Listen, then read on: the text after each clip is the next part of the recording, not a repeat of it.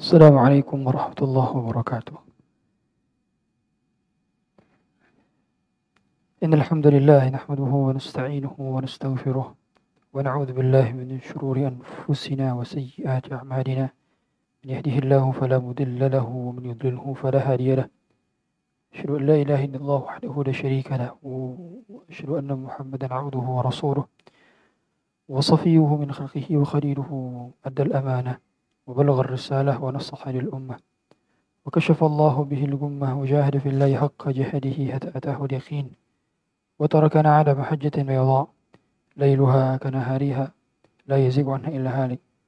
اللهم صل وسلم وزد وبارك وعنئم مكرم ومجد على عبدك ورسولك محمد صلى الله عليه وعلى آله وصحبه وسلم. فقال عز من قائل: يا أيها الذين آمنوا اتقوا الله حق تقاته ولا تموتن إلا وأنتم مسلمون. قال عز وجل: يا أيها الذين آمنوا اتقوا الله وقولوا قولا سديدا يصلح لكم أعمالكم ويغفر لكم ذنوبكم ومن يطع الله ورسوله فقد فاز فوزا عظيما. أما بعد فإن أصدق الحديث كتاب الله وخير الهدى هدى محمد صلى الله عليه وسلم وشر الأمور محدثاتها وكل محدثة في الدين بدعة وكل بدعة ضلالة وكل ضلالة في النار. Hadirin sekalian dirahmati Allah Subhanahu wa taala. Alhamdulillah, pada kesempatan ini Allah berikan kemudahan kepada kita untuk menuntut ilmu di tengah maraknya fitnah, syubhat dan syahwat. Terlebih lagi kita mendekati hari-hari yang akan banyak kemungkarannya. Hari-hari di mana perayaan non-muslim akan diselenggarakan di berbagai belahan dunia.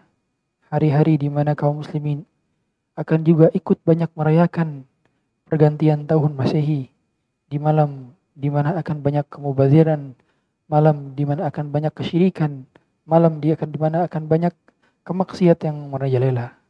Maka betullah yang dikatakan oleh Rasulullah sallallahu alaihi wasallam bahwa al-qabidu ala dinihi, siapa yang memegang teguh agamanya di akhir zaman, seperti al-qabidu 'alal jamr, seperti dia memegang bara api yang panas.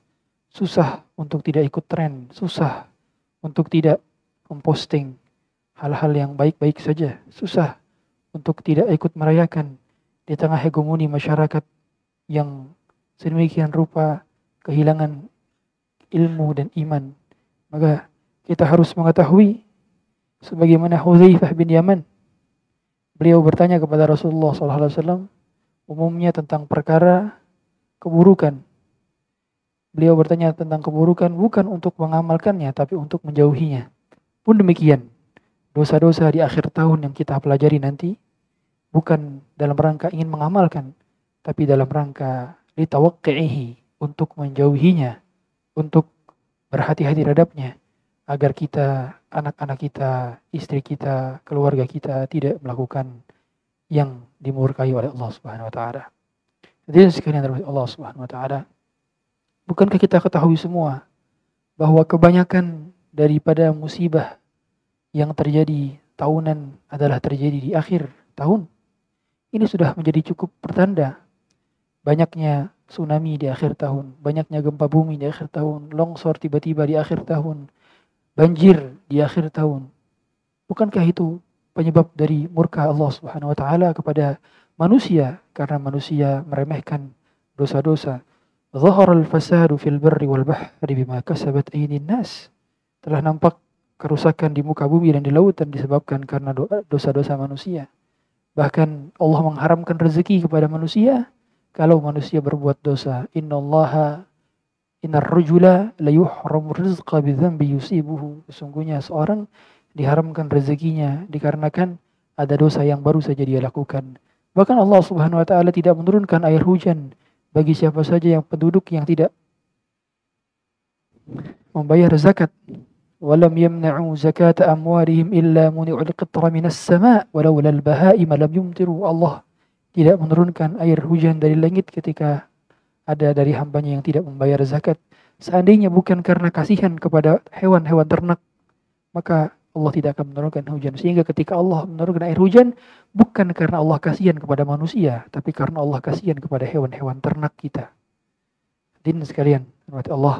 Di antara kemungkaran pertama yang terjadi di akhir tahun adalah mengucapkan selamat Natal. Mengucapkan selamat Natal. Ini sudah dikatakan oleh Ibnul Qayyim al-Jauziyah dalam Ahkam Ahli Zimmah bahwa para ulama sepakat haram hukumnya mengucapkan selamat hari perayaan non-muslim atau orang kafir. Kalau sekedar mengucapkan maka haram. Mengucapkan dengan pembenaran kepada agama lain maka kufur. Kufur. Oleh karenanya hukumnya dua. Kalau tidak kafir maka fasik. Fasik. Dan fasik berdosa besar. Makanya ketika seseorang berada di hari Natal, tidak usah dia banyak buka handphone. Karena umumnya kalau dia segrup dengan orang-orang Nasrani, dia segrup dengan orang-orang kafir, nantinya akan ngerasa nggak enakan. Padahal mereka juga nggak masalah kalau tidak diucapkan. Kadang orang muslimnya sendiri yang ribut. Saya heran. Justru yang meributkan adalah orang muslim. Kenapa kamu nggak mengucapkan selamat Natal kepada saudara yang Kristen? Padahal orang Kristennya saja nggak minta diucapin. Tapi justru banyaknya orang-orang liberal yang mendebatkan hal demikian, yang menjadikan ricuh keributan. Padahal sejak dari dulu mereka hidup berdampingan dengan kita dan mereka tidak masalah ketika kita tidak mengucapkan selamat Natal. Ustadz ini kan berbuat baik kepada mereka. Berbuat baik bukan dalam bentuk ucapan. Ustadz Nabi saja pernah menjenguk orang kafir. Ya betul, Nabi SAW pernah menjenguk anak Yahudi. Tapi tidak mengucapkan selamat. Tapi tidak mengucapkan selamat kepada perayaan-perayaan mereka. Dikarenakan bentuk baik kita kepada non-muslim. Selain dalam perkara akidah, dalam perkara muamalah berbuat baik. Silahkan berbuat baik. Selama tidak menaruh wala wal bara kepada mereka. Tidak menaruh wala kita kepada mereka. Tapi kita tetap bara kepada mereka. Sehingga Rasulullah SAW pernah mengunjungi anak Yahudi yang sedang sakit. Beliau mengunjungi kemudian menyuruhnya masuk Islam. Ada pesan dakwah dari kunjungan Rasulullah SAW ketika Yahudi ini sakit. Tapi tidak mengucapkan. Betul Allah Subhanahu wa taala mengatakan la yanhakumullahu 'anil ladzina lam yuqatilukum fid din wa lam yukhrijukum min diyarikum an tabarruhum wa tuqsitu ilaihim. Allah tidak melarang kalian berbuat baik kepada orang-orang kafir yang tidak mengusir kalian dan tidak memusuhi kalian, untuk berlaku adil kepada mereka, untuk berlaku baik kepada mereka. Betul, Allah menyuruh kita. Tapi tidak dengan ucapan selamat. Dikarenakan ucapan mampu masukkan orang ke dalam Islam dan dengan ucapan juga mampu mengeluarkan orang dari Islam. Bukankah masuk Islam dengan mengucapkan ucapan? Maka keluar dari Islam pun dengan ucapan. Ketika seorang mengucapkan selamat Natal, maka berarti seseorang mengatakan selamat kalian merayakan kesyirikan kalian. Selamat kalian dengan berhala-berhala kalian. Selamat kalian masuk neraka. Selamat. Selamat. Bagaimana mungkin masuk neraka diucapkan selamat? Bagaimana mungkin orang melakukan kesyirikan diucapkan selamat? Tidak bisa. Berbuat baik bukan dalam ranah mencampur adukan agama. Dan toleransi bukan seperti ini. Ini namanya bukan toleransi, tapi telur asin. Gak bisa. Demikian. Toleransi kita harus sesuai dengan yang diajarkan oleh Rasulullah SAW. Allah dan Rasulnya telah memberikan batasan toleransi yang begitu clear dan begitu ketat dalam agama Islam. Jelas, batasan-batasan jelas. Toleransi dalam hal seperti apa, bagaimana yang bisa dilakukan. Jelas dalam Al-Quran dijelaskan dan oleh sunnah-sunnah Nabi SAW dijelaskan. Tertutup dalam kalimat lakum dinukum waliyadin. Bagimu agamamu, bagiku agamaku. Bagimu tehmu, bagiku kopiku. Toleransi bukan mencampur adukan antara kopimu dengan tehku. Tapi toleransi kamu minum kopimu, aku minum tehku. Dengan demikian toleransi yang benar adalah mempersilahkan orang meyakini keyakinan agama masing-masing tanpa memaksa pihak lain untuk ikut bersama kita. Karena la ikraha fid din, tidak ada paksaan dalam agama. Sehingga Rasulullah SAW pun berinteraksi dengan orang-orang Yahudi, tidak memaksa mereka untuk masuk Islam. Makanya dibuat piagam Madinah dan kesepakatan mereka untuk hidup bersama berdampingan. Tapi dalam ranah akidah, dalam ranah ibadah, jelas patokannya, jelas. Tidak boleh campur adukan akidah. Tidak boleh menggadaikan akidah demi politik. Tidak boleh menggadaikan akidah demi naiknya jabatan. Tidak boleh menggadaikan akidah demi harta. Oleh karenanya akidah menjadi poin penting bagi penjagaan benteng kita sebagai orang Islam. Hadirin sekalian terhormat Allah Subhanahu wa taala. Kita tahu semua sejarah Natal. Natal itu bukan berasal dari Nasrani, bukan berasal dari Nabi Isa. Kalau kita perhatikan sejarahnya, Natal itu baru ada di abad keempat Masehi. Sehingga Nabi Isa pada dasarnya dia tidak pernah menyuruh murid-muridnya untuk merayakan hari ulang tahunnya. Yang aneh, sekarang kita ngelihat poster ada tulisan Barakallahu fi umrik Nabi Isa. Ini gimana? Subhanallah. Ini aneh bin ajaib. Ya, aneh bin ajaib. Saking supaya mengelabuinya, supaya nggak terlarang lah, nggak apa-apa lah kita. Kita kan merayakan hari lahir Nabi kita juga. Nabi Isa kan Nabi lahir. Nabi Isa kan juga Nabi kita. Syubhat. Pertama, perayaan seluruh Nabi dan Rasul tidak ada yang merayakan hari ulang tahun. Karena pada dasarnya ulang tahun itu nggak perlu dirayakan juga. Ngapain dirayakan? Karena setiap hari saja kita berulang hari. Kita berulang detik kan gitu. Maka tidak perlu ada yang dirayakan. Ustadz kan demi supaya kita mensyukuri kenikmatan, tambahkannya umur. Pada dasarnya mensyukuri kenikmatan itu dengan ibadah. Bukan dengan foya-foya, bukan dengan hal demikian. Kita tidak ada perayaan dalam agama kita kecuali dua, Idul Fitri, Idul Adha. Tidak boleh ada perayaan ketiga. Oleh karena ketika seseorang ulang tahun, gak perlu ada yang dirayakan karena seperti hari-hari biasa. Patokan daripada hari terbaik kita bukan hari ulang tahun, adalah hari ketika dimana kita bertaubat, itu hari terbaik. Hari dimana lebih baik daripada hari kemarin, itu baru hari terbaik. Bukankah kata Rasulullah SAW, "Man kana yaumuhu khairan min amsihi fahuwa rabih." Siapa yang hari ini lebih baik daripada hari kemarin, maka dia beruntung. Wa man kana yaumuhu mutasawiyan min amsihi fahuwa khasir. Siapa yang hari ini sama dengan hari kemarin, maka dia merugi. Wa man kana yaumuhu asyarru min amsihi fahuwa halik. Siapa yang harinya lebih buruk daripada hari kemarin, maka dia celaka. Jadi patokan orang beriman, setiap hari harus lebih baik daripada hari kemarin. Itulah yang perlunya kita syukuri dengan ibadah, bukan dengan perayaan. Yang kedua, tidak ada satupun teks yang menyatakan ucapan selamat ulang tahun itu diganti dengan Barakallahu fi umrik. Gak ada. Barakallahu fi umrik bisa setiap saat, gak perlu pada saat ulang tahun. Dan ini pada dasarnya ucapan-ucapan bila dimasukkan kepada ucapan yang dikategorikan sebagai ucapan agama, maka bisa masuk ke dalam bid'ah. Ucapan Barakallahu fi umrik tidak perlu pada momen-momen tertentu seperti hari ulang tahun. Tidak perlu, biasa saja. Diadakan seperti biasa saja, tidak perlu ada perayaan ucapan-ucapan tertentu. Ya. Nah, pada saat itu adalah perayaannya kaum paganisme dari umatnya Nasrani ketika itu, yang mereka menyembah dewa di tanggal 25 Desember. Jadi kalau dirunut, Nabi Isa itu bukan lahir di musim dingin, tapi justru di musim panas. Sehingga pada dasarnya lahirnya itu di bulan Juni, Juli, musim panas. Di Bethlehem, Baitul Lahem, itu bukan di musim dingin. Sehingga kalau mereka merayakan kelahiran Nabi Isa pun itu bukan kelahiran Nabi Isa yang dirayakan, tapi merayakan dewa-dewa mereka, dan lagi-lagi penyembahan kepada berhala. Dan banyak kemungkaran-kemungkaran pada dasarnya. Sehingga makanya kalau kita lihat Kristen itu dibagi ada berbagai macam ya. Ada berbagai macam. Ada Kristen yang merayakan Christmas-nya di 25 Desember, ada yang juga merayakan di Januari. Ada. Dan berbeda-beda akhirnya. Begitulah kita melihat ketika inovasi dalam agama dibuat-buat, akhirnya banyak perbedaan.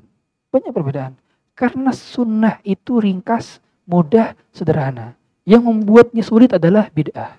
Yang membuatnya sulit adalah inovasi-inovasi baru dalam agama. Makanya kalau kita lihat bagaimana ibadah yang sesuai dengan sunnah, umumnya itu mudah, gak sulit. Karena hadisnya hadis sahih, rujukannya rujukan yang benar, bukan hal-hal yang diada-adakan. Oleh karenanya mengapa mereka berpisah-pisah, berpencar-pencar, ada Nasrani ini, ada Nasrani ini, ada Nasrani ini, macam-macam. Jenis, ada Ortodoks, ada Protestan, ada Katolik, ya, dan ada Kristen apa namanya, Advance ya, ya itu juga salah satu Kristen yang hari rayanya di bulan Januari, ya. Itu demikian berbeda-beda karena tahsabuhum jami'a wa qulubuhum syatta. Orang yang membuat kemungkaran hatinya akan dibuat bercerai-berai, kan gitu emang.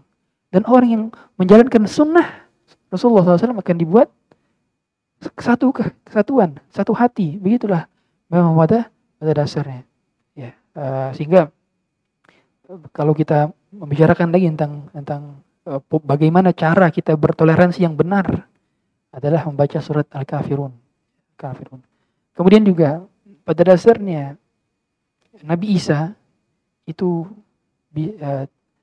salah anggapan orang-orang Nasrani yang menganggap bahwa Tuhan mereka adalah Nabi Isa, karena konsep ketuhanan yang benar adalah ketuhanan yang diajarkan oleh Rasulullah SAW melalui surat Al-Ikhlas.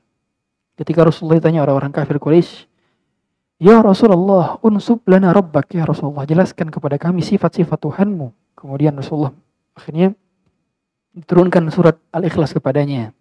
Surat Al-Ikhlas, sebagaimana kata Rasulullah SAW, "Qul huwallahu ahad, ta'dilu thulutsal Qur'an." Surah Al-Ikhlas setara dengan sepertiga Quran. Surah yang dalamnya tidak terdapat kata ikhlas, padahal nama suratnya surat Al-Ikhlas. Inilah kata para ulama syarat dikategorikan sebagai Tuhan, harus memenuhi 4 aspek. Kalau ada suatu zat, suatu orang yang mau mengakui diri sebagai Tuhan, maka dia harus memenuhi 4 aspek. Yang pertama, syarat menjadi Tuhan adalah Qul huwallahu ahad. Tuhan itu esa. Tuhan tidak berbilang. Tuhan tidak ada Tuhan Bapa, Tuhan Ibu, Tuhan Anak. Tidak ada Tuhan yang berbilang. Tidak ada dewa matahari, tidak ada dewa bulan, tidak ada dewa lautan, tidak ada dewa udara. Semuanya menguasai harus satu. Ya. Oleh karenanya Tuhan harus satu, tidak boleh berbilang. Yang kedua adalah Allahus Samad. Di antara sifat Tuhan yang harus menjadi syarat bagi Tuhan adalah Samad. Apa itu Samad? Kullun yahtaju ilaihi wa huwa la yahtaju ila ghairihi. Semuanya membutuhkannya dan dia tidak butuh kepada selainnya. Itu Samad. Sehingga kalau Tuhan masih butuh makan, minum, tidur, menikah, punya anak, berarti dia masih butuh kepada selainnya. Oleh karenanya Allah tidak punya anak dikarenakan Allah tidak butuh kepada anak. Bahkan kata Allah, Qul in kana lirrahmani waladun fa ana awwalul 'abidin. Katakanlah Muhammad, seandainya Allah punya anak, maka akulah yang akan pertama kali menyembahnya. Tapi ternyata Allah tidak punya anak dikarenakan Allah tidak butuh anak, karena sesuatu yang memiliki anak pasti dia butuh kepada anaknya. Dan ketika Allah memiliki anak, udah pasti anaknya menjadi Tuhan, sedangkan Tuhan konsekuensinya harus satu. Lagi-lagi jadi itu kontradiksi. Berarti Tuhan dia harus as-samad. Sifat Tuhan harus samad. Tidak butuh kepada sesuatu apapun. Bagaimana mungkin orang-orang yang menjadi pengikutnya Nabi Isa berdoa kepada Allah? Mereka pun mengaminkan doanya Nabi Isa. Tapi mengapa mereka menyembah Nabi Isa? Padahal Nabi Isa saja butuh kepada yang menciptakannya. Lam yalid wa lam yulad. Tidak beranak dan tidak diperanakan. Sehingga syarat menjadi Tuhan adalah tidak boleh dia lahir dari rahim seorang ibu dan tidak boleh juga dia melahirkan.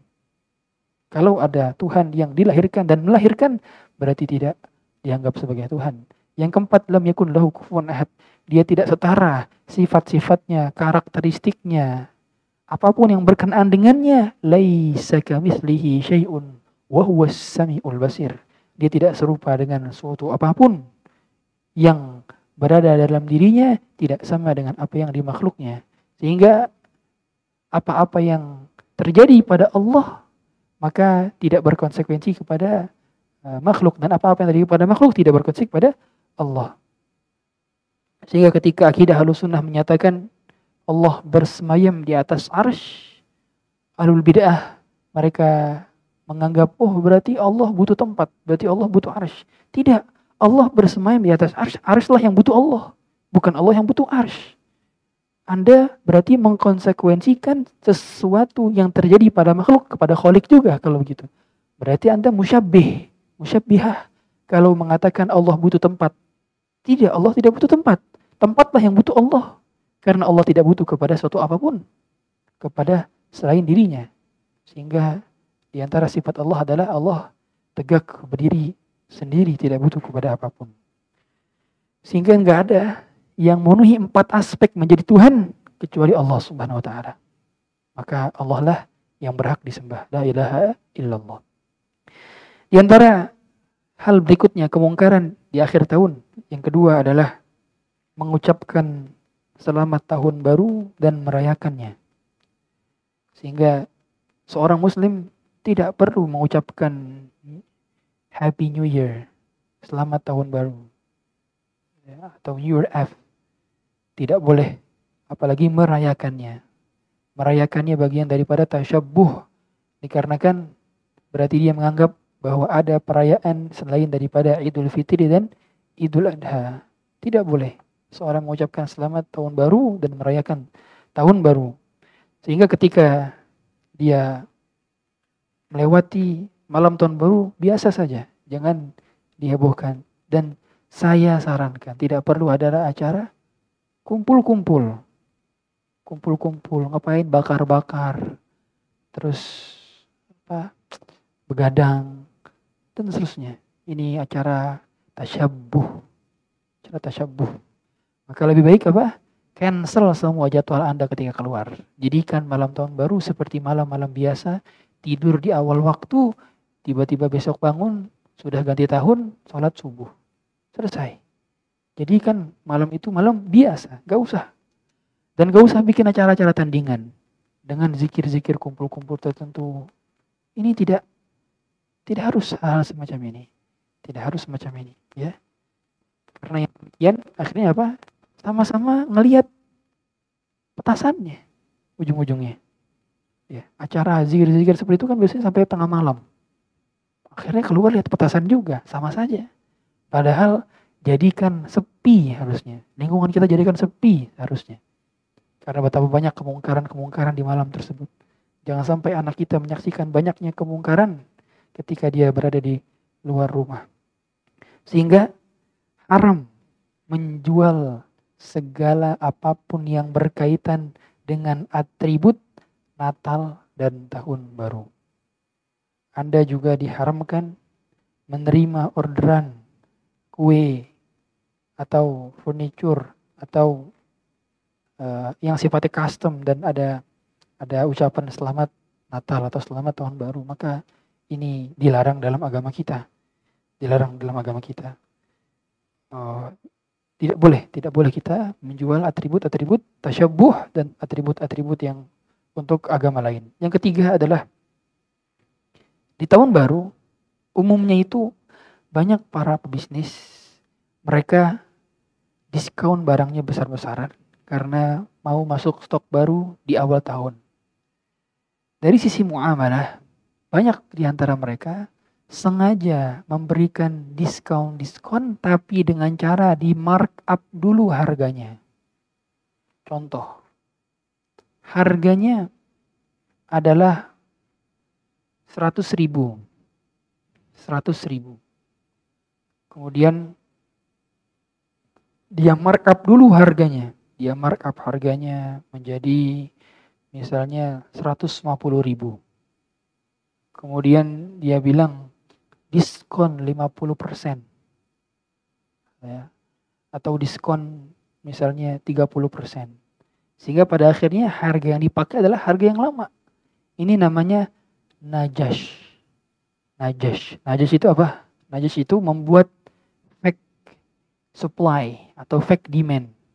Seolah-olah produk tersebut laku keras dan diminati dengan The markup dulu harganya, kemudian kasih diskon. Padahal yang dipakai adalah harga yang lama. Ini diharamkan. Di antara najash, jual beli followers di Instagram. Itu najash. Kemudian di antara najash adalah Anda punya toko online, statistiknya statistik produk yang lama, tapi ketika Anda masukin produk yang baru, tinggal diedit fotonya, diganti fotonya, diganti nama produknya, diganti description-nya, tapi statistik penjualannya penjualan produk yang lain. Produk yang sebelumnya, yang laris. Maka ini juga termasuk najash. Nah, ini banyak penjual-penjual, mereka ngupload produk baru, tapi dengan statistik data yang lama. Penjualannya 10.000 piece terjual lebih. Tapi pakai statistik yang lama. Banyak. Saya sering kali ketipu juga. Saya beli di toko oren, ternyata kok gambar yang di sini sama gambar-gambar di testimoni beda. Ternyata penyebabnya dia ganti foto doang dan ganti nama doang, ganti description doang, tapi statistiknya sama, penjualannya sama, segitu-gitu juga. Nah, ini termasuk penipuan dan termasuk najash. Najash. Mengapa najash dilarang? Karena menipu customer. Dikira customer tuh laku keras. Karena kan ada intention customer ketika produknya laku, dia mau beli. Sama seperti Anda buat toko, kemudian Anda sewa orang untuk baris ya di depan toko aneh dari jam segini sampai jam segini. Dikiranya supaya laris manis. Padahal hasil sewaan dia orang-orangnya. Itu apaan tuh, rame tuh, itu rame, berarti laris, akhirnya beli orang. Ini najash, termasuk najash. Ya. Kemudian di antara hal yang diharamkan berikutnya adalah menerima orderan untuk perayaan Natal. Ya, atau menjual menggunakan atribut Natal. Ini juga termasuk dilarang, tasyabuh. Dan Anda sebagai karyawan berhak untuk menolak ketika dipaksa oleh atasan atau perusahaan memakai atribut-atribut Natal. Saya umumnya sering ngeliat di mall-mall, di toko-toko yang macam-macam, hampir semua toko. Itu karyawannya pakai atribut Natal. Entah pakai topi Santa Claus-nya atau macam-macam. Ini dilarang, haram Anda mentaati bos Anda. Seandainya mengharuskan untuk resign, maka saya menyarankan lebih baik resign daripada menggunakan atribut kesyirikan. Syirikan. Ya. Makanya seusaha mungkin, nah ini bagi para pembisnis. Saya pernah ditanya oleh sebuah company yang cukup besar. Dia punya banyak klien dari non-muslim. Setiap tahun dia ucapkan selamat hari raya Natal di Instagramnya dengan flyer. Saya diminta untuk ngisi kajian untuk karyawan-karyawannya. Kemudian saya katakan, Bapak, kalau saya mau ngisi kajian di sini lagi, tahun ini jangan bikin flyer ucapan selamat Natal. Karena saya tidak ridho kalau sampai saya mengajarkan kepada karyawan-karyawan Bapak di sini, tapi Bapak sendiri masih membolehkan hal tersebut. Maka akhirnya tahun ini dia nggak mau post ucapan selamat Natal tersebut di akun Instagramnya. Karena berat. Bagi dia mungkin berat. Karena kliennya orang non-muslim. Tapi ingat, rezeki tidak tertukar. Rezeki Anda tidak dimakan oleh rezeki orang lain. Dan rezeki orang lain tidak bisa dimakan oleh Anda. Maka jangan takut. Kalau ada tender haram, tolak. Ada tender syubhat, tolak. Jangan masuk ke dalam rekening kita kecuali yang halal. Jangan masuk ke dalam kerongkongan kita kecuali yang halal. Ingat, Anda harus banyak bertakwa. Banyak bertakwa. Di mana godaannya banyak. Tapi tenang. Dalam dunia bisnis, bukan soal untung rugi, bukan soal profit and loss. Tapi tentang surga dan neraka. Ingat, setiap transaksi hal yang Anda lakukan, ada keberkahan di dalamnya. Dan mustahil kita bisa mendapatkan keberkahan dari transaksi yang Allah haramkan. Mustahil. Kemudian di antara kemungkaran yang banyak terjadi di akhir tahun, dosa-dosa akhir tahun adalah konser musik. Konser musik. Konser musik ini menjadi satu fenomena yang masih digandrungi oleh anak-anak muda, di mana mereka joget-joget di sana. Ada alat musik, kemungkarannya lengkap. Ada khamar, temannya khamar itu musik. Temannya musik itu joget-joget. Dan ini ikhtilat sudah pasti. Wah, kemungkaran lengkap. Lengkap kemungkaran di konser musik. Makanya jangan ada yang ikut-ikutan konser keluarga kita, anak-anak kita.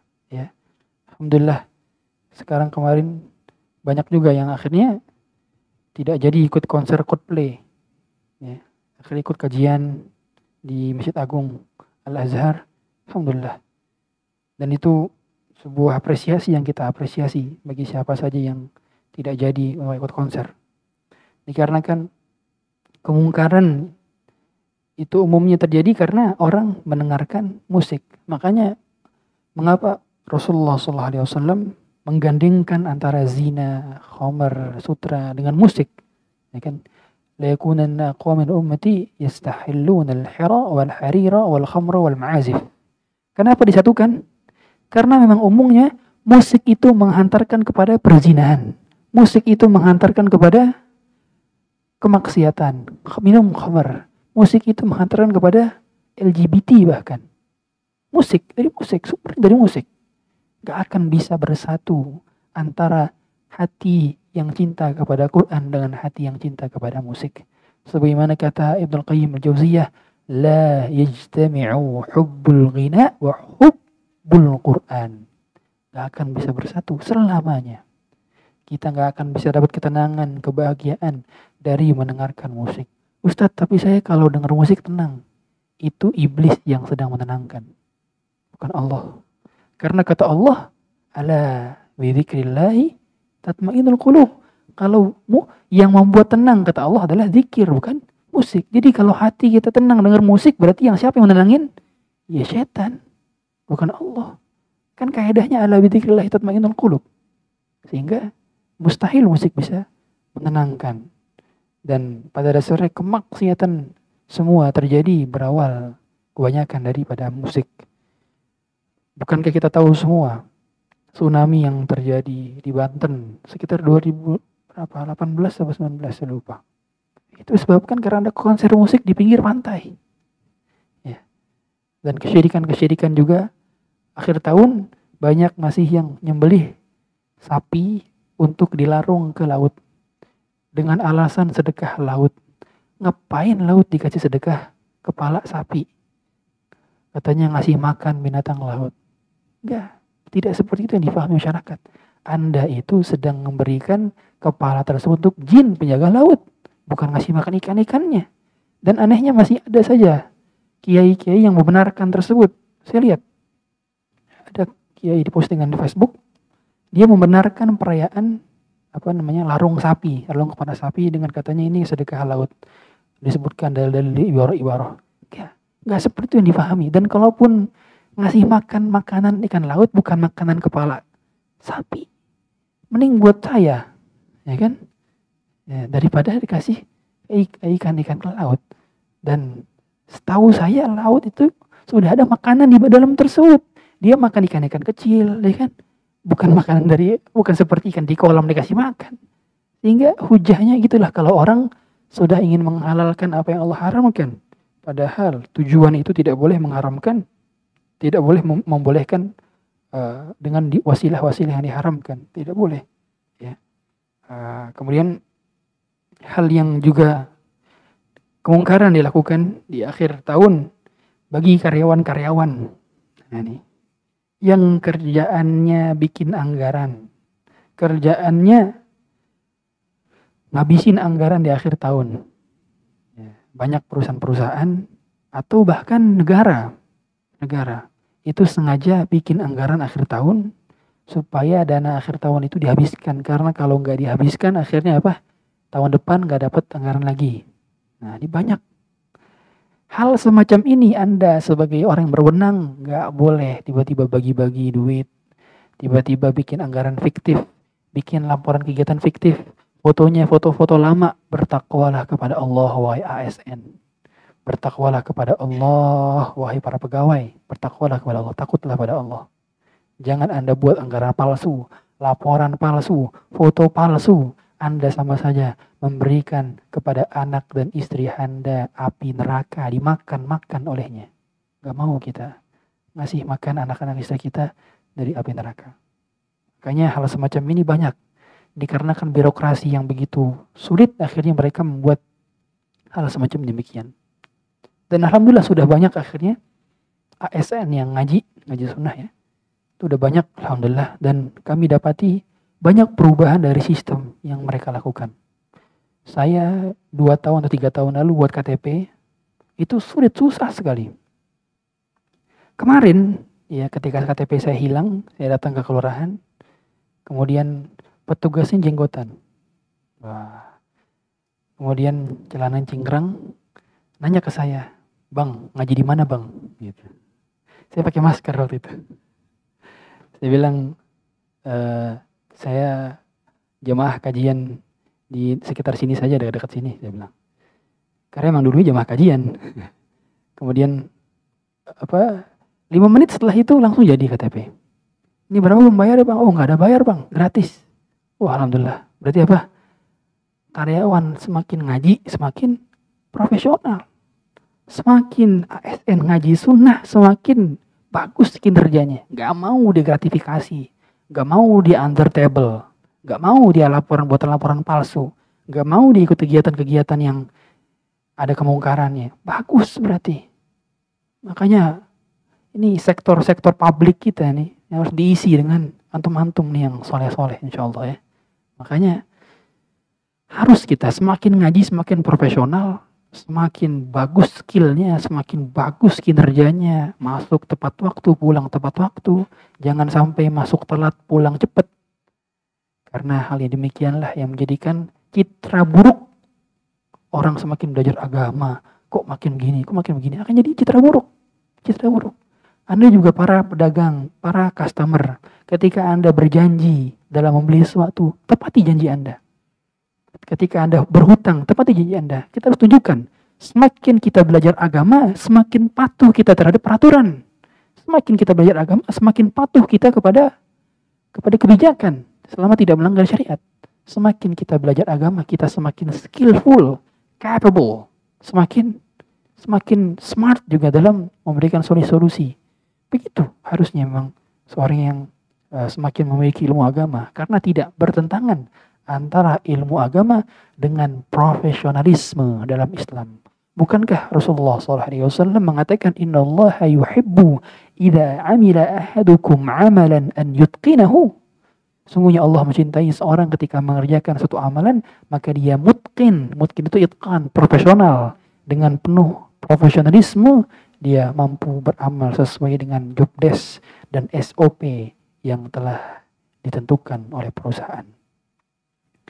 Kemudian di antara hal yang juga dilakukan oleh banyak pedagang keharaman di akhir tahun, dia memberikan diskon dengan nama diskon Natal dan diskon Tahun Baru. Nah, ini bagi para pedagangnya. Kalau bagi para pembelinya, bagaimana Ustadz kita membeli produk yang pakai diskon Natalnya atau diskon Tahun Barunya? Ini telah ada fatwa dari Syekh Shalih Utsaimin dan Syekh Shalih salah satu pemilik daripada Islam Qa dan Islam Web, Syekh Shalih Munajjid. Itu beliau pernah berfatwa, kita beli barang di saat hari raya tersebut dan kebetulan tiba-tiba didiskon, dan barang yang dibeli adalah barang mubah, tidak ada unsur tolong-menolong kepada kemaksiatan, maka hukumnya mubah sebagai pembeli. Tapi kalau sebagai penjual, Anda tidak boleh memberikan diskon secara khusus dikarenakan Natal. Jadi kalau mau kasih diskon saja. Tidak perlu ada embel-embel diskon Natal, diskon Tahun Baru. Nggak boleh. Kasih diskon saja. Nggak usah pakai embel-embel nama. Dikarenakan kalau pakai embel-embel nama, berarti Anda mensyiarkan Natal tersebut, mensyiarkan Tahun Baru tersebut. Yang keduanya adalah perayaan kesyirikan, dan yang satunya adalah perayaan tasyabbuh kepada kufar, tasyabbuh bil kufar. Ya.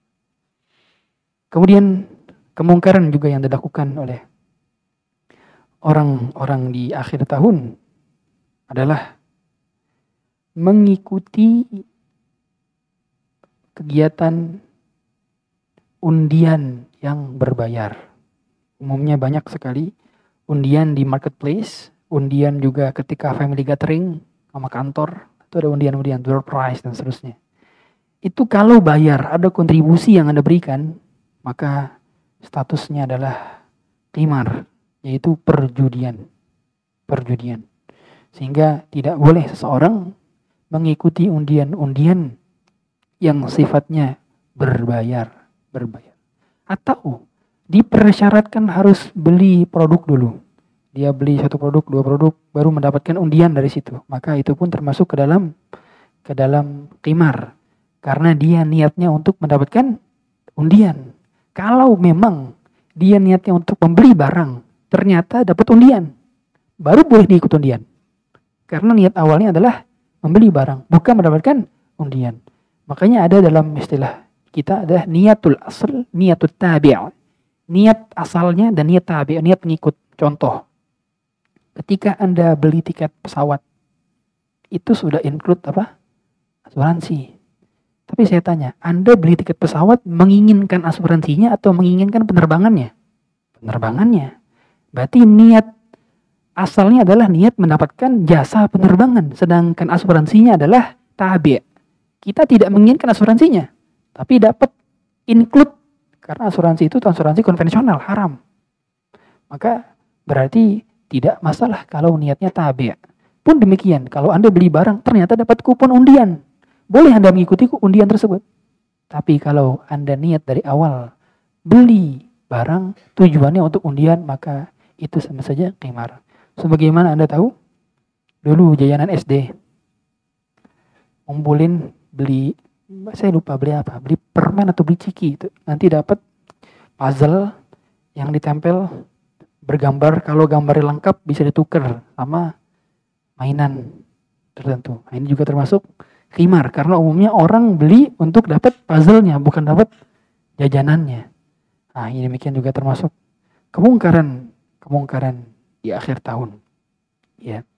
Kemudian di akhir tahun juga banyak sekali hal-hal yang dilarang dalam syariat, ketika karyawannya mengelabui laporan sehingga dia dapat insentif lebih besar dari laporan tersebut. Karena umumnya itu insentif itu kan hasil dari hasil akumulasi lembur, hasil akumulasi absen, hasil akumulasi dan seterusnya. Ya, saya bukan profesional tapi saya sedikit banyak tahu mengenai ini dari kawan-kawan saya yang bergerak di dunia startup dan fintech. Karena kan mereka bisa memalsukan data-data tersebut. Umumnya adalah bagian HR, bagian human capital. Ini juga harus diketahui, ini perbuatan haram kalau Anda mengelabui demikian laporan-laporan demikian. Dan juga banyak sekali kejanggalan-kejanggalan ketika di akhir tahun adalah karyawan-karyawan tidak diberikan gaji secara semestinya. Maka Anda, para bos-bos, para pedagang yang punya karyawan, Anda harus memenuhi hak daripada karyawan Anda. Bahkan dalam syariat itu tidak boleh kita membayar upah lebih lewat daripada yang ditentukan. Kita itu harus memberikan gaji sebelum kapan? Sebelum keringatnya kering. Kata Rasulullah, "U'tul ajira ajrahu qabla an yajiffa 'irquhu." Berikanlah pegawai itu gajinya sebelum kering keringatnya. Berarti ada hak karyawan yang harus dipenuhi. Sehingga hadirin sekalian, dalam menghadapi akhir tahun ini, banyak-banyak bertakwa, banyak-banyak berdoa. Jangan sampai kita merasa aman. Jangan sampai kita merasa terbebas diri. Saya sudah ngaji, tidak perlu lagi tahu. Saya sudah sering ke Blok M, maka saya ngerasa aman. Saya gak bakal terjerumus ke dalam dosa-dosa demikian. Ingat, doanya manusia terbaik yang mendapatkan gelar Khalilur Rahman, Khalilullah, Nabi Ibrahim, yang dia membangun Ka'bah dengan tangannya, menghancurkan Ka'bah dengan menghancurkan berhala dengan tangannya, mendebat para rabi-rabi yang menyembah berhala dengan lisannya, tapi ternyata dia berdoa, wajnubni wa baniya an na'budal asnam. Ya Allah, jauhkanlah aku dan keluargaku dari menyembah berhala. Lihat, yang diminta oleh Nabi Ibrahim bukan hanya sekedar syirik, tapi syirik paling top, yaitu menyembah berhala. Takut sekali, padahal Nabi Ibrahim, anaknya dua-duanya Nabi, cucunya juga Nabi, cicitnya ada yang menjadi Nabi. Siapa cicitnya Ibrahim? Yusuf. Yusuf itu cicitnya Ibrahim. Ya, Karimun ibnu Karimin ibnu Karimin ibnu Karimin, gitu kata Rasulullah. Orang mulia, bapaknya mulia, kakeknya mulia, kakek begitu juga mulia. Bapaknya Yakub, Yakub Ishak, Ibrahim, semuanya mulia. Tapi ternyata takut anak-anaknya ada yang berbuat kesyirikan. Bukankah juga yang dikatakan oleh Nabi Yakub kepada anak-anaknya, am kuntum syuhada idh hadar Yaqub al-maut idh qala li banihi ma ta'buduna min ba'di, apa yang kalian sembah selepas peninggalanku wahai anak-anakku. Tapi lihat jawaban anak-anaknya, qalu na'budu ilahak wa ilaha abaik Ibrahim wa Ismail wa Ishaq ilah wahida wa nahnu lahu muslimun. Itu kalau diperhatikan, mengapa jawaban anak-anaknya Nabi Yakub bukan kami akan menyembah Allah wahai bapak, wahai ayah. Kenapa dia bilang kami menyembah Tuhannya ayah dan Tuhannya ayahnya ayah? Kenapa? Karena dia bangga kepada ayahnya yang selalu mewanti-wanti agar tidak berbuat kesyirikan. Begitulah bapak yang benar, yang khawatir terhadap hal-hal yang dilakukan oleh anaknya, khawatir terhadap kemaksiatan dilakukan anaknya, khawatir terhadap kesyirikan dilakukan anaknya, khawatir pondok tidak menjamin anak Anda menjadi seorang nabi. Bahkan duduknya dia di majelis ilmu tidak menjamin bahwa dia akan istiqomah selamanya. Tidak ada yang bisa menjamin surga kita. Tidak, siapa yang menjamin surga kita? Maka surga dan neraka kita, na'udzubillah, tidak terjamin, kita tidak tahu. Maka jangan pernah ada yang merasa aman dari akhir hayat hidupnya yang buruk. Semoga Allah matikan kita semua dalam keadaan husnul khatimah, menjaga iman-iman dan akidah-akidah kita, sehingga pada akhirnya kita semua terselamat dari kehidupan yang pada dasarnya menjadi cobaan bagi kita semua. Hadirin sekalian dirahmati Allah Subhanahu wa taala. Saya sebetulnya pengen banyak interaktif saja. Jadi kalau ada yang ingin bertanya, kami persilahkan. Ada Abu Umar yang nanya.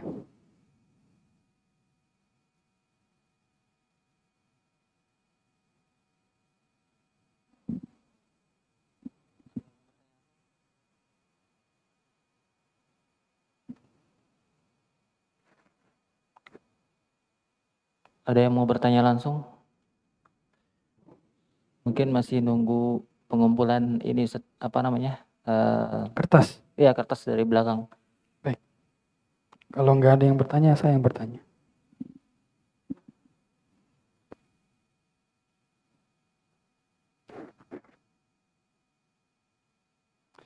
Baik, saya yang bertanya.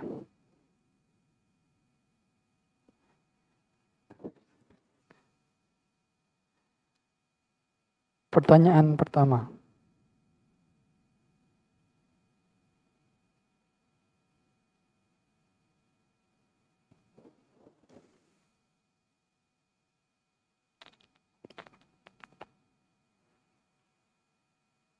Tahun berapa perayaan Natal dilakukan?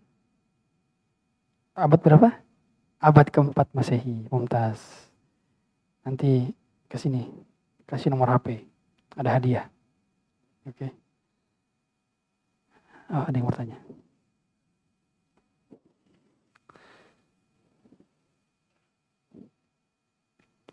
Apakah boleh uang syubhat untuk membeli makanan untuk kucing-kucing jalanan? Mohon pencerahan. Boleh. Jadi uang hasil riba, ya, uang hasil yang pekerjaan haram, itu caranya dengan takhallus, Takhallus itu membersihkan dengan cara tidak niat sedekah.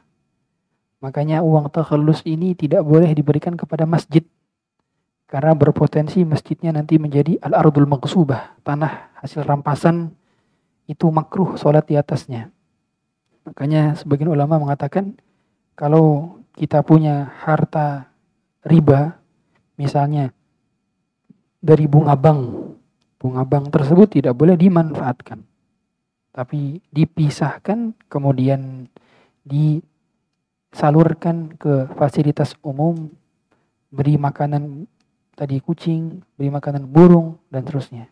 Itu hal-hal yang mubah. Makanan ikan boleh, tapi tidak boleh ke masjid. Bahkan ke fakir miskin saja boleh. Berikan langsung kepada fakir miskin tidak bolehkan, hanya saja ke masjid. Ini diperselisihkan oleh para ulama dikarenakan dikhawatirkan nantinya tanahnya menjadi al-ardul maghsubah atau tanah hasil rampasan dan itu makruh sholat di atasnya. Ya. Bagaimana hukum jika kita nggak diajak makan-makan oleh non-muslim mereka karena mereka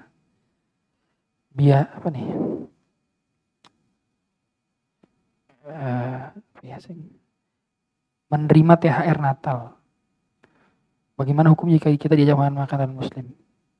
Kalau diajak makan untuk perayaan mereka, di saat momen-momen perayaan mereka, baik misa maupun Natal, maka tidak boleh. Karena di antara hal yang diharamkan adalah walladzina yashhaduna zur, yaitu orang-orang yang tidak melihat kemungkaran. Nah, tidak boleh kita sengaja melihat kemungkaran. Makanya sebagaimana kata Umar bin Khattab, la tadkhulu al-kana'is fi a'yadihim, jangan kalian masuk ke gereja-gereja mereka saat mereka sedang menyembah Tuhan-Tuhan mereka. Kenapa? Dikarenakan pada saat itu murka Allah sedang turun. Dikhawatirkan kita terkena murka juga di sana, kan gitu. Makanya nggak boleh ikut perayaan mereka. Ya. Bagaimana hukumnya kalau ternyata kita dikasih hadiah oleh mereka? Hadiah THR. Hukum asalnya hadiah dari non-muslim boleh. Boleh. Yang tidak boleh dimakan adalah hasil sesembelihan mereka yang mereka niatkan untuk perayaan mereka. Tidak boleh. Contoh, mereka nyembelih sapi. Sapinya untuk bikin barbeque di acara Natalan. Tidak boleh kita makan. Haram bagi kita makan. Tapi sesembelihan ahlul kitab, Nasrani dan Yahudi yang tidak diperuntukkan untuk perayaan hari raya mereka atau di luar dari perayaan kesyirikan, ya. Jadi hanya untuk konsumsi saja sehari-hari, maka itu diperbolehkan. Dalilnya dalam surat Al-Maidah, wa ta'amul ladzina utul kitaba hillul lakum wa ta'amukum hillul lahum. Dan makanan ahlul kitab halal bagi kalian dan makanan kalian halal bagi mereka. Ustadz, bukankah ahlul kitab di zaman dahulu beda dengan zaman sekarang? Kan kalau zaman dahulu ahlul kitabnya masih banyak yang benar lah. Kalau sekarang udah banyak yang gak benar. Tidak. Ahlul kitab dari zaman dahulu itu sudah kafir. Sudah kafir. Sehingga ketika Allah mengatakan wa ta'amul ladzina utul kitaba halal lakum, itu yang dimaksud adalah ahlul kitab di zaman Nabi, yaitu yang memang sudah kafir. Orang Nasrani sudah kafir sejak dahulu. Orang Yahudi telah kafir sejak dahulu dikarenakan mereka tidak mau mengimani Nabi terakhir mereka. Meskipun kalau di antara mereka ada yang monoteisme, sama, bertuhankan dengan Tuhan Allah, tapi kalau mereka tidak beriman kepada Nabi terakhir, maka mereka dikategorikan kafir. Karena syahadat asyhadu an la ilaha illallah wa asyhadu anna Muhammadar Rasulullah. Bersaksi tiada Tuhan yang berkesembahan Allah dan bersaksi juga bahwa Nabi terakhir adalah Rasulullah. Ya. Jadi kalau dikasih kue-kuenya, kemudian uangnya, itu boleh. Tapi kalau makanan yang sifatnya sembelihan, maka tidak boleh dikonsumsi. Wah, banyak nih. Bagaimana jika ada saudara yang Nasrani kemudian dia berkunjung ke rumahnya pada saat Natal, apakah termasuk ikut merayakan? Saran saya tidak perlu. Karena Anda ketika datang ke sana, umumnya ada perayaan, kecuali tidak ada perayaan di sana. Hanya sekedar ketemu dengan saudara, kemudian setelah itu pergi. Jangan berlama-lama di sana, karena tetap Anda harus punya barok kepada orang kafir. Ada wala dan barok. Tidak boleh sampai mencintai orang kafir. Ya. Yuwalluna man haddallahu ilaihim. Ya. Enggak boleh kita berwala kepada orang yang memusuhi Allah. Mereka memusuhi Allah. Mereka tidak boleh berwala. Adapun kepada orang tua, ya, berbakti, tetap berbakti kepada orang tua yang kafir. Tapi tidak berwala. Berwala itu maksudnya apa? Berwala itu dalam artian kita taat kepada kemungkaran mereka. Ridho kepada kemungkaran mereka. Dan membenarkan kemungkaran mereka. Tidak boleh. Apa yang harus dilakukan sebagai ASN yang dapat arahan dari pimpinan terkait kegiatan fiktif? Membagikan bonus akhir tahun untuk pegawai lainnya. Markup anggaran hotel. Kalaupun resign belum ada pekerjaan, bagaimana solusinya? Anda wajib menolak semampu Anda. Wajib menolak. Pak, mohon maaf. Untuk pekerjaan ini saya tidak bisa. Saya punya kewajiban kepada Tuhan saya. Saya izin, mohon maaf saya tidak bisa. Bilang, sampaikan baik-baik. Saya tidak mau melanggar kewajiban saya untuk menjadi karyawan yang baik kepada Allah. Karena tanggung jawab saya bukan kepada Bapak. Tanggung jawab saya kepada Allah, Pak. Bilang, Anda bekerja itu yang menggaji Allah. Gimana bisa bekerja melanggar hak-hak Allah? Maka gak bisa kita demikian. Bilang berarti ya. Dan kemudian sambil mencari pekerjaan yang baru. Yang tidak ada unsur pelanggaran syariat. Ya. Terkait konser musik, misalnya konser tersebut diadakan untuk menggalang dana kemanusiaan. Apakah boleh? Tidak boleh. Mengapa tidak boleh? Tadi kaidahnya al-ghayatu la tubarrirul wasilah. Tujuan itu tidak membenarkan semua wasilahnya. Sehingga kalau tujuannya, niatnya baik, tapi caranya salah, maka tidak dibenarkan. Makanya Robin Hood itu gak benar caranya begitu. Dia mencuri rumah-rumah orang kaya, dia sedekahkan harta dari kaya, gak bisa. Tujuan yang baik harus dengan cara yang baik. Cara yang baik harus dengan tujuan yang baik. Kan gitu. Kedua hal inilah syarat dikategorikan sebagai amal yang baik. Jadi amal yang baik dikategorikan ketika tujuan dan cara yang dilakukan sama-sama baik. Nah, tidak perlu konser musik. Anda galang dana di Masjid Nurul Iman juga, insya Allah bisa ini. Ya. Bisa, gak perlu konser musik. Gak perlu ya. Konser musik diharamkan dalam syariat. Saya seorang karyawan di mana di setiap hari raya saya dan tim mempunyai kebiasaan memberikan hampers. Bagaimana jika saya niatkan itu sebagai hadiah dan saya memberinya tidak pada hari H dan tidak ada ucapan apapun di hampers tersebut? Kalau punya kebiasaan memberikan hampers tadi ya, dan itu pada dasarnya tidak ada momen tertentu di hari tertentu dan tidak ada ucapan tertentu, hanya berikan saja, maka bukan termasuk ke dalam perayaan. Bagaimana dengan kebiasaan keluarga berkumpul saat ada yang ulang tahun? Saya masih takut untuk menegaskan ke orang tua bahwa itu dilarang. Kami kumpul tak pernah potong kue atau tiup lilin, hanya berdoa bersama. Namun terkadang makan bersama dan mengucapkan jaza, mengucapkan. Ini harus diedukasi lagi-lagi semacam ini. Anda sebagai yang tahu hukumnya perlu untuk mengingatkan, ya, sehingga kalau bisa bentrokan dengan acara lain di hari itu, sehingga mereka meyakini bahwa itu bukan dalam rangka merayakan ulang tahun Anda. Kumpul-kumpul, makan-makan bukan dalam merayakan ulang tahun Anda, tapi dalam rangka ingin berkumpul silaturahmi bersama keluarga saja. Sehingga usahakan tanggalnya bukan bertepatan dengan tanggal tersebut. Dan kalau Anda pada saat itu masih ada, bentrokan jadwal Anda. Misalnya Anda buat janjian dengan dokter, bentrokan, mohon maaf hari ini gak bisa karena ada janji dengan dokter. Betul ada janji dengan dokter, gak bohong, dibentrokin jadwalnya. Ya, itu yang bisa dilakukan. Sehingga mereka paham bahwa Anda tidak senang dengan hal semacam ini. Nah, ketika nanti berlalu hari, berlalu waktu, sampaikan bahwa dalam Islam tidak ada perayaan ulang tahun. Sampaikan tidak perlu ada acara kumpul-kumpul. Sampaikan tidak perlu ada ucapan selamat barakallahu fi umrik. Sampaikan bahwa yang demikian tidak ada dalam syariat kita. Ya. Amin. Saya seorang ASN, baru terangkat tahun lalu, 2022. 1 tahun bekerja, saya kadang masih ragu dan sulit menghindari perayaan ulang tahun atasan. Saya sudah berusaha untuk tidak mengucapkan selamat ulang tahun. Namun bagaimana hukumnya ikut makan makanan ulang tahun dan ikut berfoto? Kalau makan makanan tersebut tidak masalah, makan, sekedar makan tidak masalah. Tapi ikut foto di sini yang masalah. Sebaiknya Anda ke toilet, ngumpet di toilet. Gak usah ikut foto. Karena kalau ikut foto berarti sama saja ikut berpartisipasi dalam kegiatan tersebut. Ya. Kalau makan makanannya halal. Apalagi dia bukan makanan yang sifatnya sesembelihan misalnya.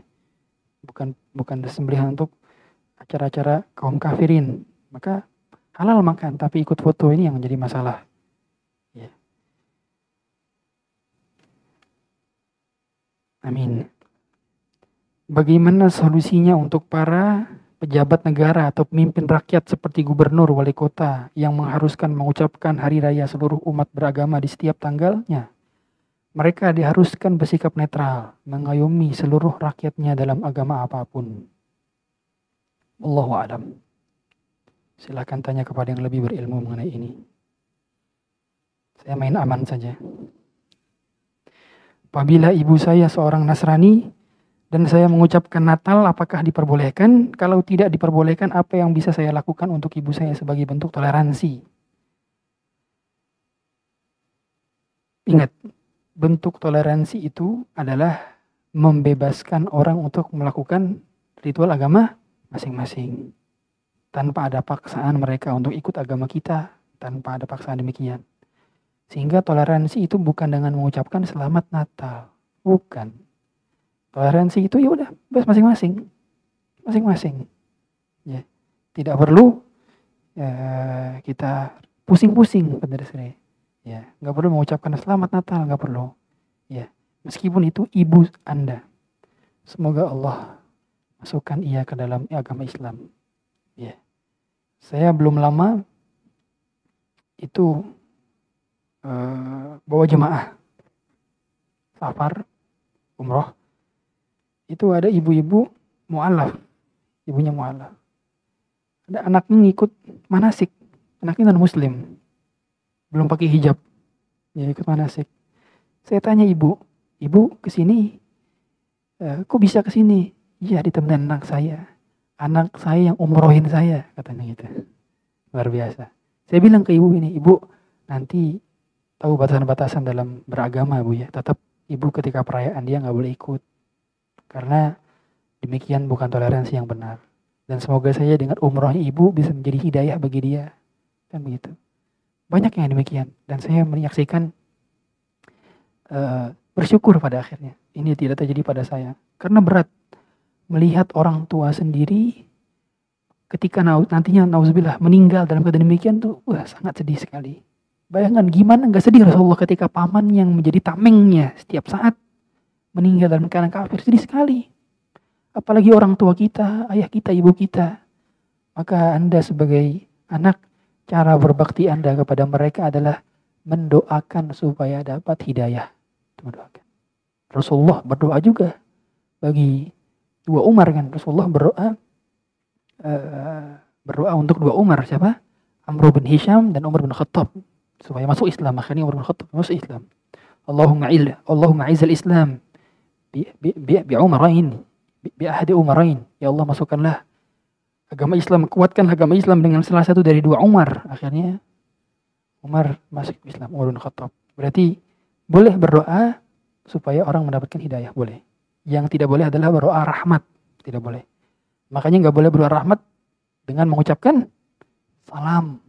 La tabda'ul yahuda walan nasara bisalam. Jangan kalian ucapkan salam terlebih dahulu kepada orang Yahudi dan Nasrani. Ya, karena keselamatan itu pada dasarnya adalah khusus bagi orang beriman, keselamatan di akhirat. Apakah diperbolehkan membeli barang di saat sedang promo? Contoh seperti di toko oren. Promo 12-12. Tetapi niat membeli barang tersebut agar mendapatkan potongan pembelian. Wallahu alam, saya pribadi menganggap tidak ada masalah demikian karena ini bukan perayaan. Promo 12-12 itu bertepatan saja tanggalnya dan itu di strategi marketing, tidak ada unsur yang diharamkan di sana karena bukan perayaan.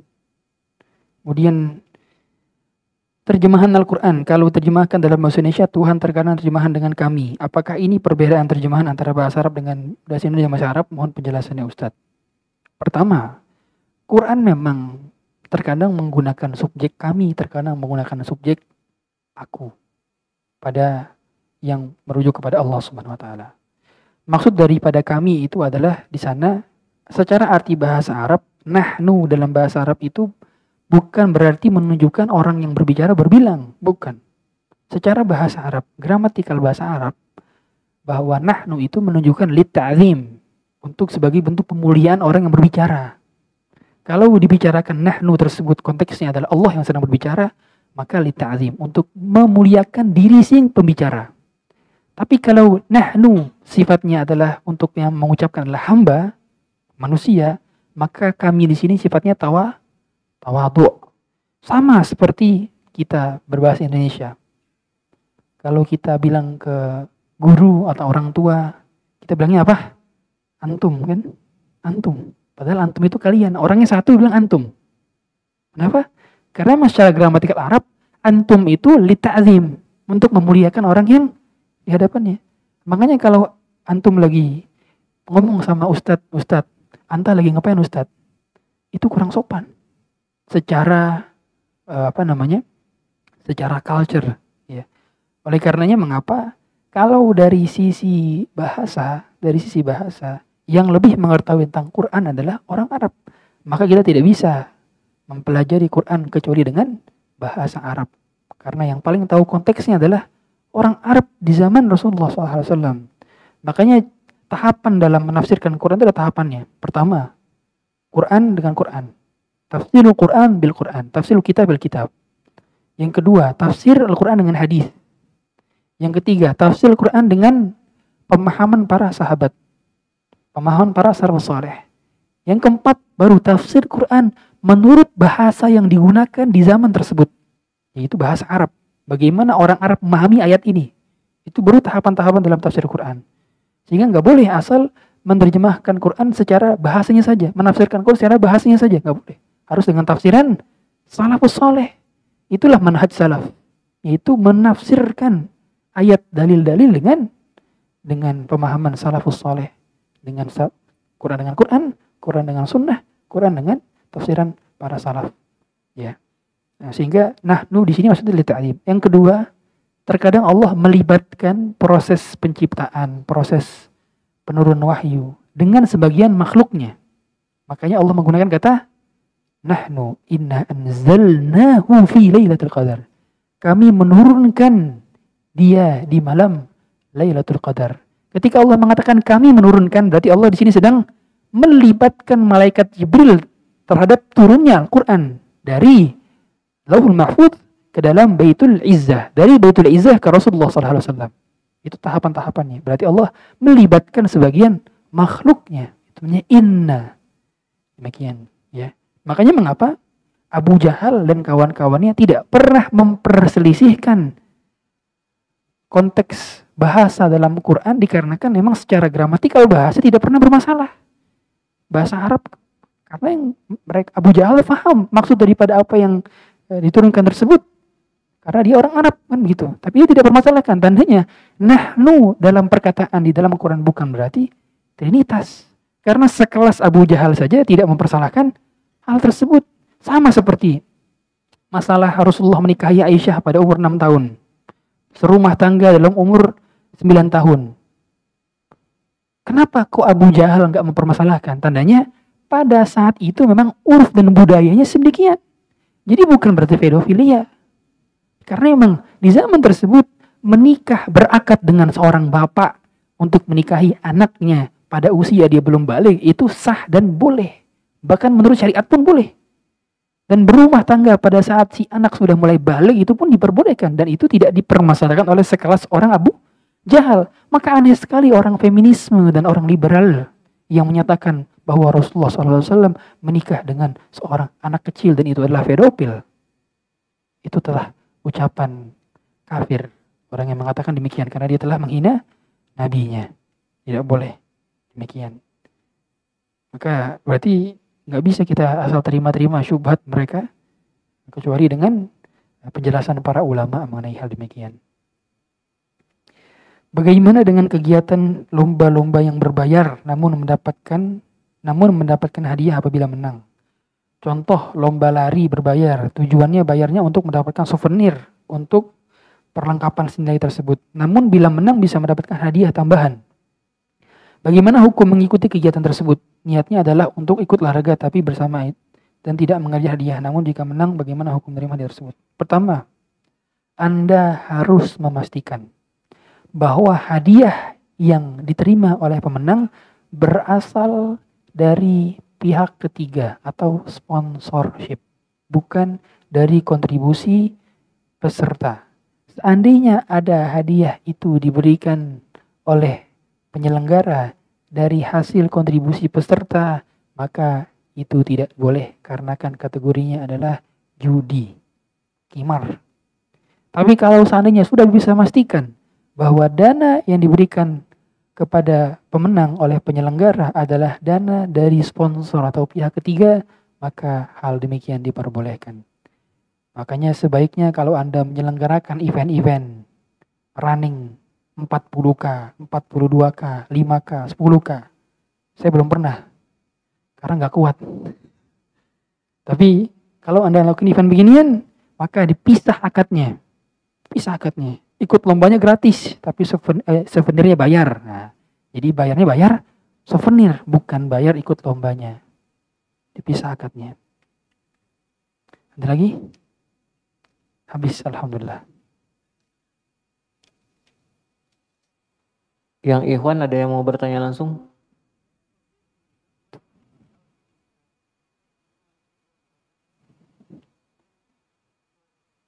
Mungkin penutup dari Ustaz Engin. Apa? Ada. Ya.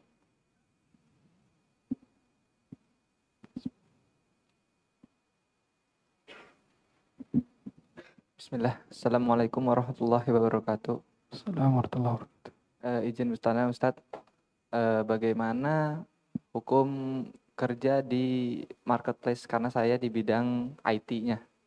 Dan di situ kan banyak yang jual yang di luar syariat kayak perayaan kaum kafir gitu Ustaz. Barakallahu fikum.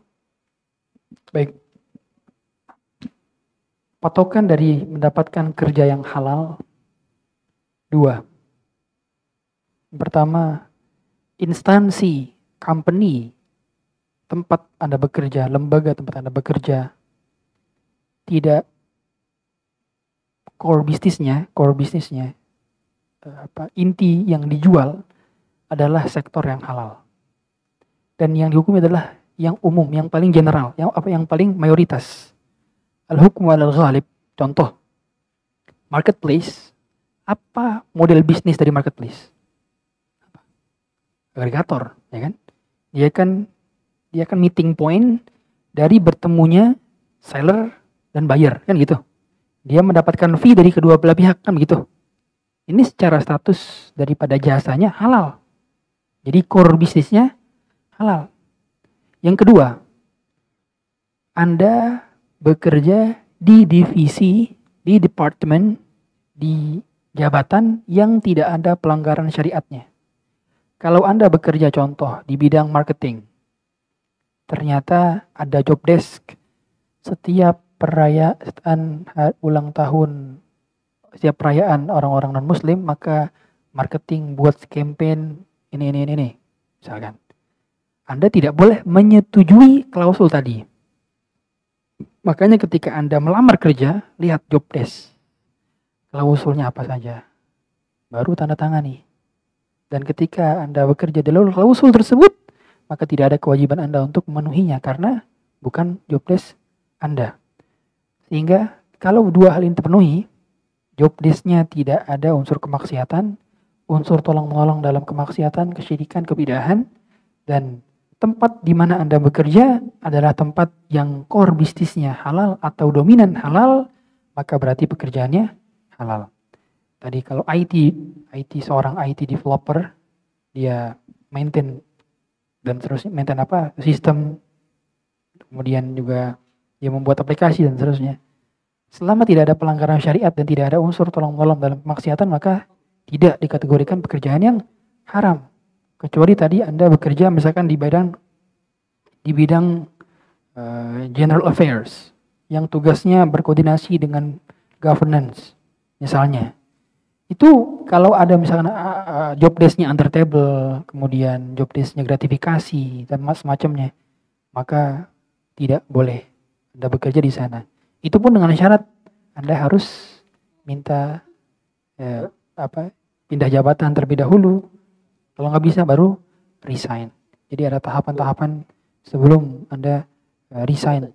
Seandainya bisa mampu untuk resign langsung, maka lebih baik tentunya. Tapi yang dipahami apa? Dua saja tadi ya. Pekerjaannya tidak ada unsur kemaksiatan dan core bisnis dari perusahaannya adalah halal. Coba saya tanya, Anda yang bekerja di big company, apalagi multinational company, emang bisa menjamin tidak ada pelanggaran sama sekali 100% di divisi lain? Gak bisa menjamin. Apakah ketika divisi lain melakukan dosa, Anda ikut melakukan dosa? Kan enggak. Kan gitu. Berarti yang dihukum adalah core bisnis. Dia jual apa? Kalau di bank konvensional sudah jelas core bisnisnya adalah lending. Dia riba, kan gitu. Tapi kalau di sektor-sektor lain, apalagi sektor jasa, sektor IT, dan seterusnya, masih ada peluang untuk mendapatkan jasa yang halal, maka tidak masalah. Asuransi konvensional itu sudah jelas, itu core bisnisnya adalah menjual timar, menjual perjudian, maka tidak boleh bekerja di sana. Perusahaan rokok, core bisnisnya adalah jual rokok. Bagaimana mungkin ada unsur kehalalan dari sana? Maka orang yang bekerja di perusahaan rokok, dia jadi OB-nya, satpamnya, tukang sapunya, drivernya, sama saja mendapatkan dosa juga berada di sana. Sama orang yang jadi satpam di bank konven, orang yang menjadi OB di asuransi konven, sama. Karena apa? Core bisnisnya haram. Ketika core bisnis sudah haram, jabatan apapun yang berada di sana maka menjadi haram. Berbeda ketika core bisnisnya halal, maka jabatannya pun harus halal. Dan kalau jabatan haram, dia minta pindah ke jabatan lain. Kalau tidak bisa, maka resign adalah solusi daripada itu. Jadi tahapannya demikian ya. Allahu a'lam. Silakan. Assalamualaikum warahmatullahi wabarakatuh.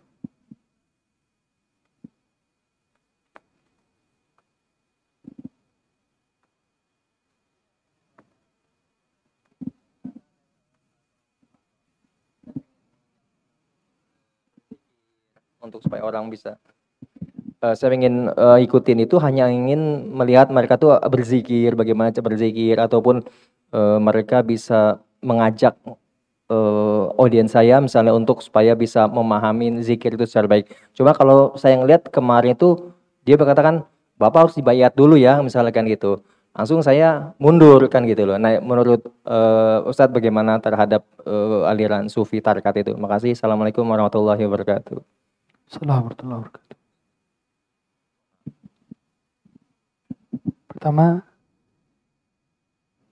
aliran yang seperti ini harus dipahami ya, bahwa zikir itu hanya boleh terbatas pada apa-apa yang pernah dicontohkan, diajarkan oleh Rasulullah SAW, atau tidak itu adalah dikerjakan oleh sahabat dan dibenarkan oleh Nabi. Cukup sampai situ.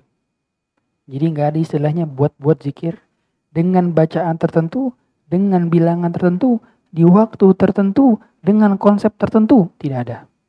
Karena zikir adalah ibadah tauqifiyah yang sifatnya adalah ngikut Nabi, ngikut sahabat, beres. Nggak ada istilahnya kita berinovasi dalam hal zikir. Dan umumnya pemahaman-pemahaman yang mereka lakukan umumnya itu timbul dari inovasi-inovasi mereka. Zikir sekian ribu, bacaannya hu. Atau kalimat-kalimat yang tidak difahami secara makna yang benar menurut syariat. Yang demikian umumnya mereka dapati dari apa? Dari mimpi, dari hasil ketemu wallahu alam yang ketemu jin atau malaikat itu. Kemudian macam-macam hasil pengalaman mereka, bukan dari Nabi, bukan dari Rasulullah SAW. Maka yang demikian tidak dibenarkan. Dalam kita memotivasi tentu kita juga harus melihat batasan-batasan syariat.